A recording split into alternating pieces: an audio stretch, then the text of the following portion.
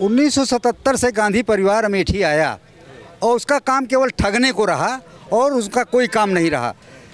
यहीं से राजीव गांधी प्रधानमंत्री हुआ करते थे, 6 साल वो लगातार प्रधानमंत्री रहे।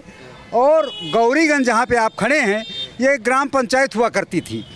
प्रधानमंत्री यदि चाहते तो इसे जिला बना सकते थे, नगर पालिका बना सकते थे, ऐसा कुछ काम नहीं किया।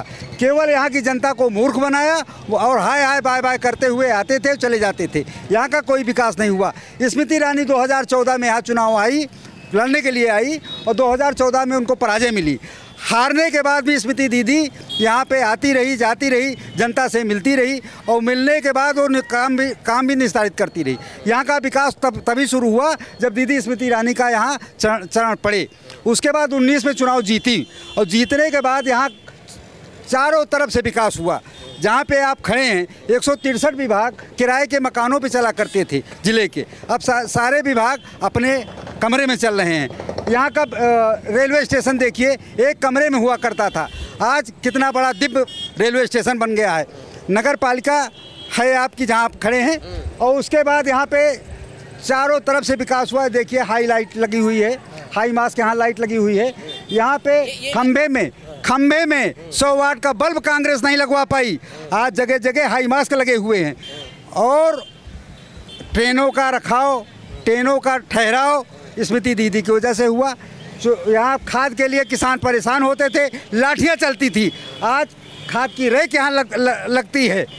पुलिस प्रशासन यहाँ मुस्तैद है, अपराध 0 हो गया है। मेरे स्वयं के यहाँ 3 बार चोरी हुई, FIR तक दर्ज नहीं हुआ। आज यहाँ पे देखिए, अगर कोई भी अपराध होता है तो अपराधी पकड़े जाते हैं, जेल जाते हैं। ये यहाँ का इतिहास रहा है। 140 वर्ष पुरानी कांग्रेस है। उत्तर प्रदेश में 1 सांसद उनका है, उत्तर प्रदेश में 2 विधायक उनके जीते थे।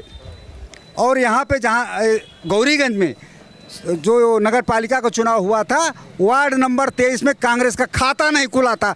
कहाँ लड़ेंगे, किससे लड़ेंगे? और स्मृति ईरानी जी 1921 बूथ हैं, हर बूथ अध्यक्षों से वो मिली हैं, एक एक व्यक्ति से वो मिलती हैं, बात करती हैं और हम लोग उनको प्यार से दीदी कहते हैं। वो भाई वाला रिश्ता भी निभाती हैं। किसी भी त्यौहार में उनका आना जाना लगा रहता है। दीपावली में घर घर उन्होंने उपहार भेजे हैं, घर घर उपहार लेके सबको उपहार मिला है। अभी ये कहते हैं हमारा घर है।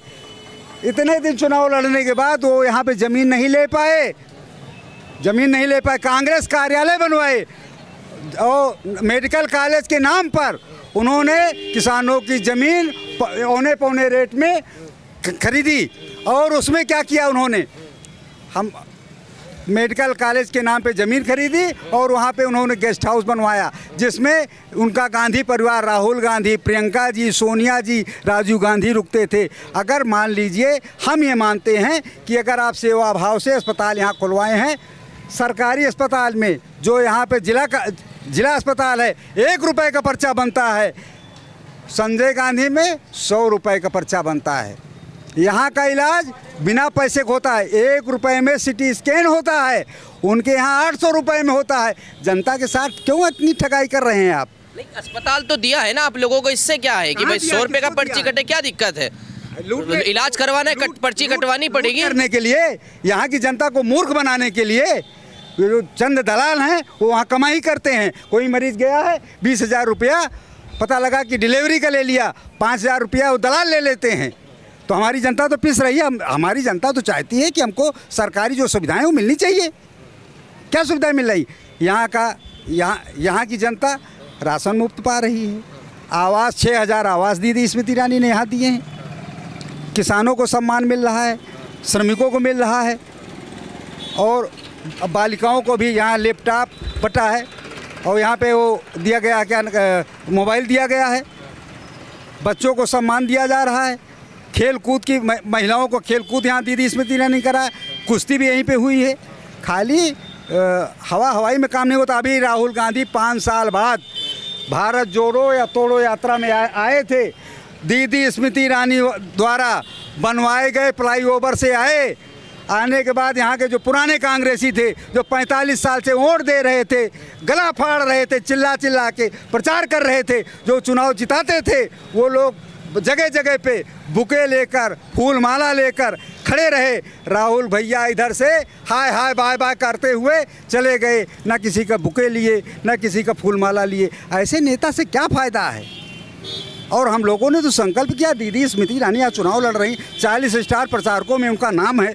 हम लोगों ने संकल्प किया कि एक दीदी स्मृति ईरानी, आपको प्रचार की जरूरत नहीं है, आप पूरे देश में जाके प्रचार की जरूरत नहीं है। कार्यकर्ता करेंगे प्रचार, कार्यकर्ता यहाँ लगा हुआ है। कार्यकर्ता भले ही प्रचार करेगा, प्रचार करने से थोड़ी वोट मिलेगा, विकास से वोट मिलेगा। जनता तो ये भी कह रही है 5 साल में लुटा दिया हमें। ठीक, इतना विकास किया है उन्होंने कि प्रचार की आवश्यकता नहीं। आप तो यहाँ खड़े हैं, जनता जनार्दन है, इससे आप एक एक व्यक्ति से पूछ लीजिए यहाँ की स्थितियाँ क्या हैं। अब आप मुझे लग रहा है टीका आपके लगा हुआ है, इसी पे मैं सवाल एक ध्यान आ गया। बोलिए।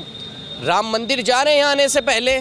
कौन जा रहा है? राहुल गांधी जी। परिवार का कोई शख्स आज दिन तक राम मंदिर नहीं गया, राम जन्मभूमि का नाम नहीं लिया। हम भी 2 बार जेल गए हैं, कांग्रेस ने भेजा है जेल। हमसे कोई दुश्मनी किसी से नहीं थी।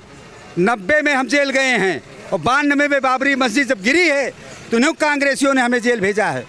हम तो राम जन्मभूमि के लिए, सनातन धर्म के लिए जेल गए हैं, बलात्कार में जेल थोड़े गए। लेकिन अब तो जा रहे हैं ना राम मंदिर राहुल गांधी, अब तो खुश होइए। कौन? आप लोग। जाने से क्या फायदा? जब उनको आमंत्रित किया गया तो उन्होंने आमंत्रण स्वीकार नहीं किया। राम के बुलाने पर आप नहीं गए, ये कहाँ का धर्म है? राम मंदिर तो बना, पूरे देश में प्रसन्नता हुई, विश्व में प्रसन्नता हुई, जगह जगह ढोल नगाड़े बजे, हर जगह पे राम जन्मभूमि की चर्चा हुई, प्रसाद बटा, लोग जगह जगह लंगर चला रहे थे। ऐसा क्या हो गया कि राम जन्मभूमि से, राम से आपको नफरत हो गई? और जो राम का नहीं हो, काम का नहीं है, सनातन धर्म से जिसने भी राम का विरोध किया है वो रही नहीं गया है, कांग्रेस खत्म हो गई। नहीं, नफरत होती तो अब क्यों जाते? अमेठी आने से पहले क्यों जाते? वो चुनाव में जनेऊ भी पहनते हैं, मजार पे टोपी भी लगा लेते हैं, वो कलाकार आदमी है। नवरात्र चल रहा है, नवरात्र में तो कभी नहीं आए। क्यों नहीं आए? कोई मछली खा रहा है नवरात्र में, कोई मटन खा रहा है, यही इनका धर्म है। अच्छा, कह रहे हैं ना आपके बेटे हैं अमेठी के, अगर लौट के वापिस आने तो स्वीकार कीजिए ना। भाई ऐसे बेटे अपने आप बनने से कोई फ़ायदा हो? यहाँ चुनाव लड़े तो अमेठी घर है, वायनाड गए तो उन्होंने वायनाड को घर बता दिया। जो घर बदल देता है, परिवार बदल देता है, जगह बदल देता है। अरे जन्मभूमि तो भैया एक होती है, 10 तो होती नहीं। आप परिवार बदल देते हो। वहाँ मुसलमानों को खुश करने के लिए वायनाड परिवार बता दिया, यहाँ फिर आओगे तो फिर बताओगे कि घर वापसी हो गई हमारी। घर वापसी हो गई है तो होगी घर वापसी? नहीं, घर वापसी नहीं होगी। जो यहाँ से गया वो गया। अमेठी का इतिहास रहा है, जिसको भेज दिया वो लौट के नहीं आया। अरे महोदय, 2014 में 44 सीटें थी कांग्रेस की, 2019 में 52 सीटें थी, और मेरा नंबर आप नोट कर लिए, इस बार 30 से नीचे आने वाली। तो कांग्रेस के लोगों का भविष्य तो वैसे भी खतरे में, और खतरे में होना चाहिए। इन्होंने 60 सालों में इस देश को इतना लूटा। 10 साल इनको मिला था, ये सुपर PM थी सोनिया और राहुल। इन्होंने बताइए क्या किया? 12 लाख करोड़ की लूट किया। जल थल नभ, आतंकवाद का ऐसा जलवा था। आप तो एंकर हैं, चाहे यूट्यूब के हों चाहे TV चैनल के हों, आपको तो सब पता। TV चैनल की आप पुरानी रिपोर्ट वो पढ़ लीजिए, जो अखबारों की पुरानी कतरने आप पढ़ लीजिए। आज अहमदाबाद में विस्फोट, कल मुंबई में विस्फोट, परसों पूना में, फिर कोयम्बटूर में, फिर कानपुर में, फिर फैजाबाद में, फिर इलाहाबाद में। आप बताइए 2014 और 2024 के बीच में विस्फोट क्यों नहीं हुआ? कहाँ गए वो आतंकवादी? आतंकवादी ऊपर गए या अपने घरों में छिप गए या जेल में गए? कहाँ गए वो कश्मीर के पत्थरबाज? जो सेना के काफिले पर पत्थरबाजी होती थी, इतना साहस था कांग्रेस के रिजीम में। अब अमन चैन धारा 370 खत्म हो गई। अभी जो आप अभी सवाल कर रहे थे हिंदू मुस्लिम का, उन्होंने दिया सलमा को 30,000 का वो दिया छात्रवृत्ति अखिलेश यादव जी ने, लेकिन सरला को नहीं दिया। और हमने दिया तो सबको दिया। इसी नगर पालिका में आप जांच कर लीजिए, 35% से ज़्यादा आवास हमने मुसलमानों को दिया है। आप वो राशन भाजपा ने, मोदी जी ने, यस, मोदी जी ने, योगी जी ने दिया है। कहीं किसी को कोई परेशानी नहीं है। अगर दंगा होगा, बम फटेगा, यहाँ भी फटेगा, तो मुस्लिम भी मरेगा, हिंदू भी मरेगा। अब 10 साल से अमन चैन है पूरे देश में। पूरी दुनिया आज 5वीं अर्थव्यवस्था भारत बन चुका है, पढ़ा लिखा वर्ग है। अब वो ज़माना चला गया कि लोग 2-2 3-3 महीना यही नहीं जान पाते थे कि क्या हो रहा है। अब तो सबके हाथ में एंड्रॉयड